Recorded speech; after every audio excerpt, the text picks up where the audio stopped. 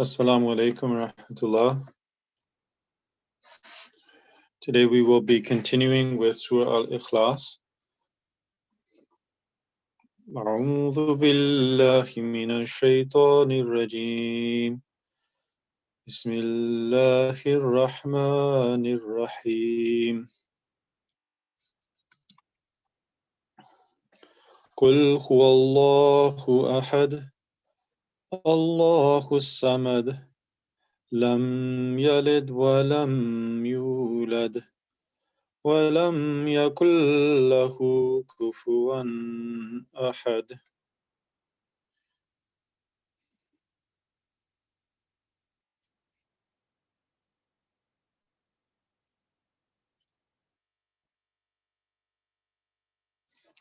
لم يلد ولم يولد ولم يكن له كفوا أحد. He begets not, nor is he begotten. Il ne gendre pas, ni n'est-il engendré. Na usne kisi ko jana or na vo jana gya. So we covered already the breakdown of the words here, the main words which in this ayat, which I would like to continue to cover today, is the Arabic words yalid, he begets, and yulad, he begotten. Lam yulad, he is not begotten. So nor he begets not, nor is he begotten. And en français, le mot de yalid est il engendre. Urdu में उसने जना. And then en français, le mot yulad est il engendré. Urdu में वो जना gya. So I mentioned about the translation of this word yalid and yulad, that neither he is born or neither does he have issue or does he have children. And I would like to go back to the commentary of Hazrat Khalifatul Masih. He goes into depth about these words and explains the meaning, that how it differentiates from the understanding of being a creator, and how it differs from that, a creator and one who gives birth or is born. In that commentary where we left off of Hazrat Khalifatul Masih al-Rabi Rahimahullah, Hazur was explaining that we come to an understanding, the best understanding of the unity of God or Tawheed, through the Prophet Muhammad sallallahu alaihi wasallam, and he says that we have come to this the great understanding through him, and when Muhammad sallallahu alaihi wasallam brings us to the understanding of Allah, Muhammad in a way disappears. He is just a guide and guides towards Allah. And this is explained. Huzur says that thus these are the meanings which the Holy Quran presents with regard to the Holy Prophet sallallahu alaihi wasallam, that guiding towards the oneness of God, he himself disappeared from in between, so that none of his self was visible. So this Hazur was trying to explain that there is no partnership or shirk in any way when the prophets guide towards Allah, and in fact they become as it were invisible when they lead towards God, because that's their only purpose, and it's not that they lead themselves or they lead others to themselves. This is not the task of a prophet. And then Huzur says that about this in the Holy Quran, he quotes from chapter 6, verses 163. Qul inna salati wa nusuki wa mahyaya wa mamati lillahi rabbil alameen. Say my prayer and my sacrifice and my life and my death are all for Allah, the Lord of the worlds. And then again, he quoted from Surah Al-Anfal, ayat 18, وَمَا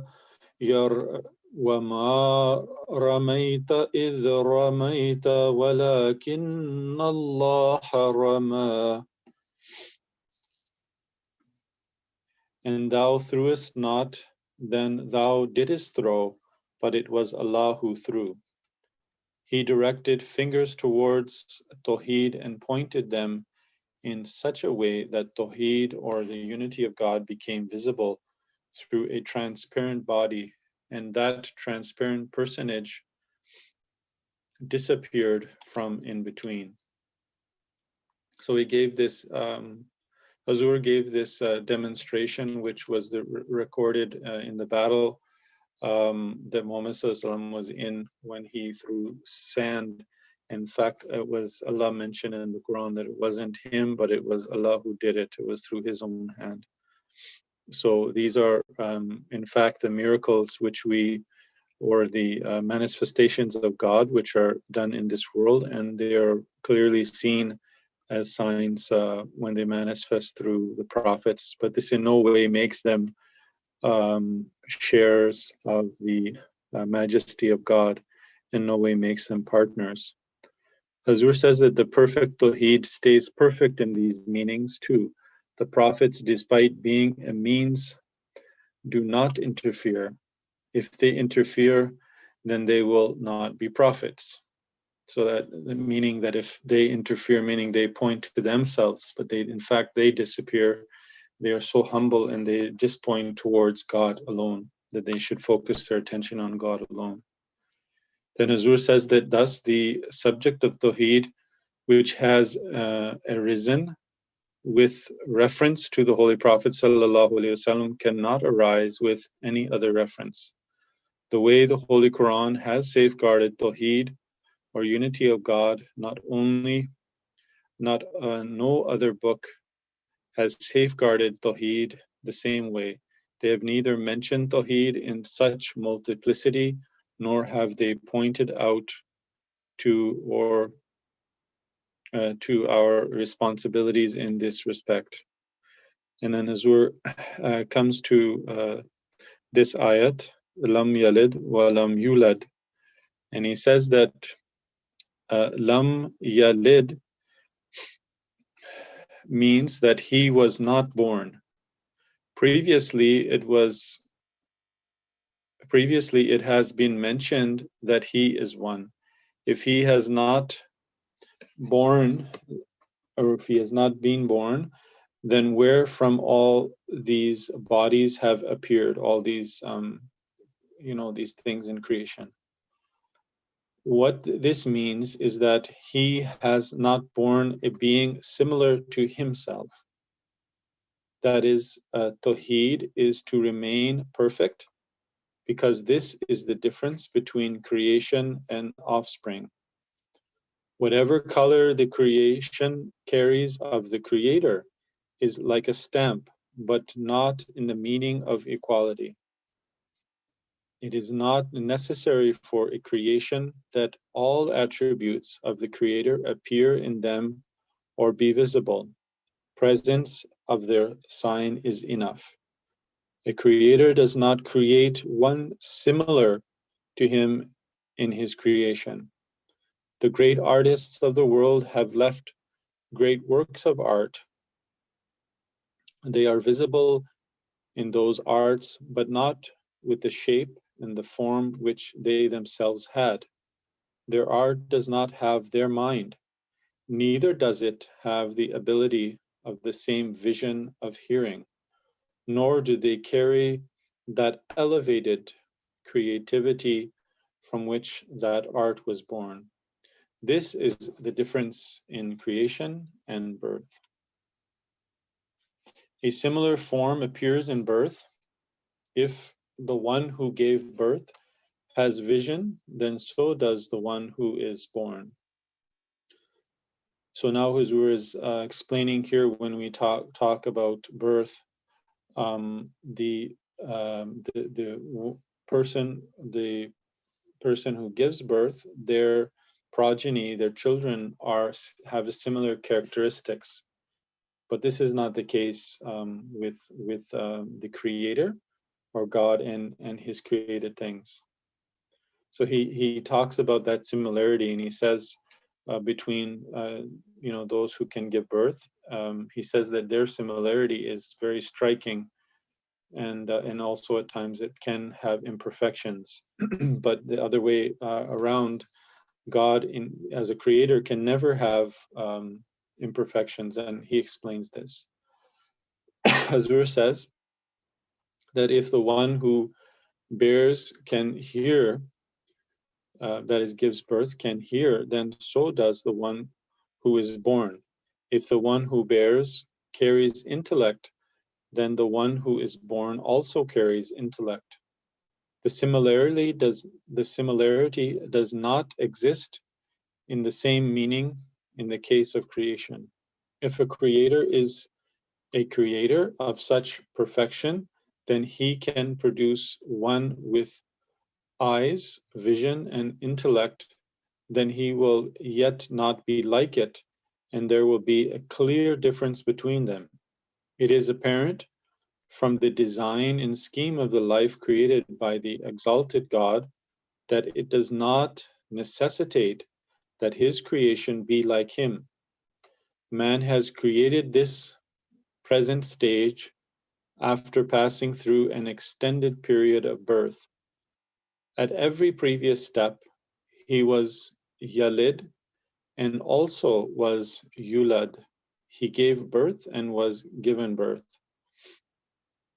When Allah, and that's talking to man's, here Hazur is talking about in terms of human beings, how the human race has been going through stage by stage, where they have keep giving birth, and this cycle continues. When Allah Ta'ala introduced himself, he said, Lam yalid wa lam yulad, that my creation, which apparently thinks, sees, and also hears, is in no shape or form like me. Every one of them is born, and one who is born also bears and is born.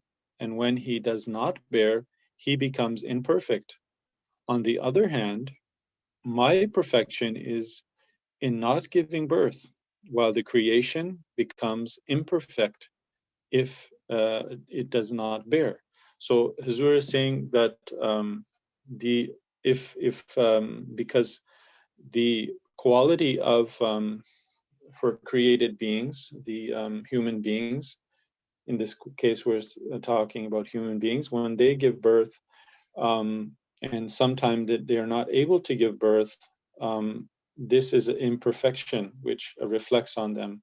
But if God was to create something like him, then he would no longer be Tawheed, he would no longer have that mark of uniqueness, and that would be an imperfection. So you see, when it was with man, not being able to give birth, it's an imperfection, but with God, it becomes actually a perfection, because it reflects upon God's uniqueness. And these are the two differences between the being the creator and being one who is being born. And Hazur says that this is a pointed difference between the creator and the creation, even when the creation carries intellect. Coming of the similar one again is part of birth through though there can be differences in details. Son is the secret of his father, of his mother and father together.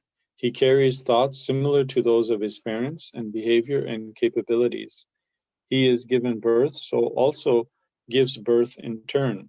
If he cannot bear, then he is imperfect because mother and father could bear, but he lost this ability. Allah the Almighty has shown clearly the difference of creation and birth splendidly and in detail. Lam yalid wa lam yulad, he does not bear, and therein is his splendor, therein is his uniqueness. He is not born, and therein is his splendor. There is no Tawheed beyond this concept because whosoever bears, his progeny will carry his colors. Pure Tawheed cannot be apprehended if someone leaves his child behind. The children can be inferior or superior as the basic attributes are common. There is possibility that they may advance ahead of the father while passing through stages of evolutionary progress, as their basic attributes are similar. The humans carry imperfection as they carry half the attributes, and not all. If God does not bear, it is not because he is not able to do to an imperfection, but rather, if he had done, it would have given way to an imperfection. He did not have a father, and a fatherless bears one who has a father. That thing will be imperfect and will for sure fall one step behind the one who bore it. If the father were not born and he bears a son or a daughter, his unity will immediately deteriorate. Huzur, explains, giving different angles about the differences in his creation and himself. That is God, the difference between God and his creation and himself. And he further says, in trying to explain this, and I hope that everyone listening will try to stay with this because it's quite detailed, but when we understand it, it is very fascinating, and it helps us to derive a better understanding of Allah and his uniqueness in this beautiful chapter which we are covering. Then Huzur says that if you ponder, if you think on these verses deeply in this respect, nothing is left of Christianity. In the presence of this verse, no son or daughter or father or relative can be thought of for the Almighty. This is the eminence, and this is the subject of Tawheed. If we consider the philosophical approach, all prominent philosophers have rejected the Christian notion as giving birth points to limited lifetime, and that anyone with limited lifetime will see a beginning and cannot be eternal. This is a fact, and there is no doubt in it.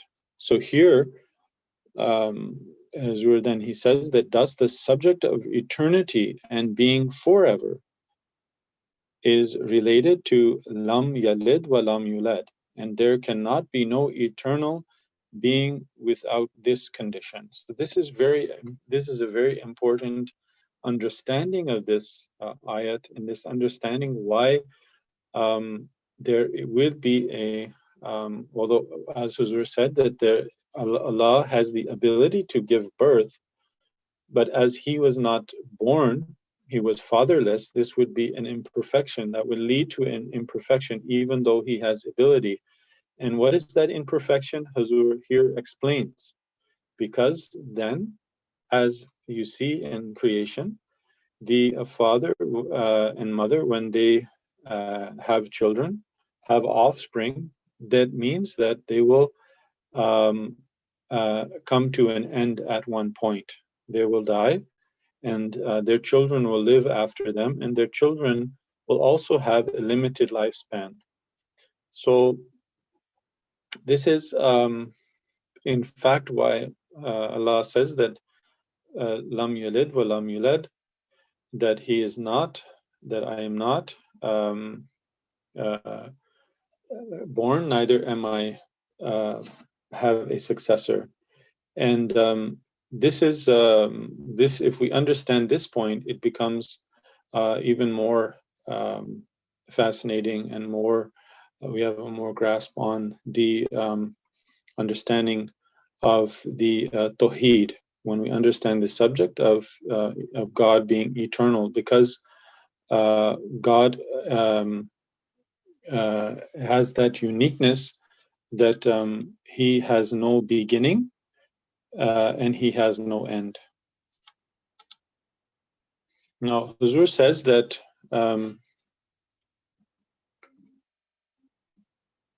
if there is no eternal being, then even we are not as we are mortal. I'll read that again. If there is no eternal being, then even we are not as we are mortal. A thing which is mortal came into existence at some time. So we are mortal beings, or meaning the created beings, they all have a time span. They cannot be eternal. And Huzur says a thing which is mortal came into existence at some time. It is in need of an eternal being for bringing it into existence. Thus, the Quran addresses the atheists, and it is an argument which breaks their back, that were you not born of a thing which was nothing, you are born and you are not eternal. Therefore, if there is no God, then there was nothing. How did you come into existence from nothing? So how did you come into being from nothing? From what did you come into existence? Either you are your own creators. If you are your own creator, then you are eternal. Then being eternal, how did you create yourselves? This argument is absolutely conclusive and utterly shatters atheism, and is related in this revered verse. So this is a very important aspect that when we understand, and the time is running short, but the point here that we have to understand that